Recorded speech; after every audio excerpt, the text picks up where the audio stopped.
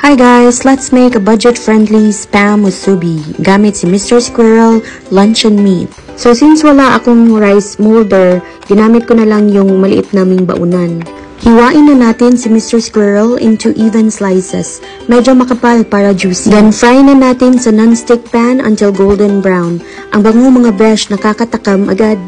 At habang nagpa-fry, gawa tayo ng sweet savory glaze. Just mix toyo at konting sugar and then sesame oil.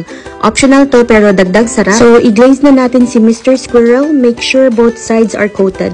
Ay grabe, level up agad. Nagluto din ako ng scrambled egg para ipares sa luncheon meat. So let's now place a slice of Mr. Squirrel luncheon meat at saka itlog. Tapos linagyan ko na lang ng mayo at ketchup.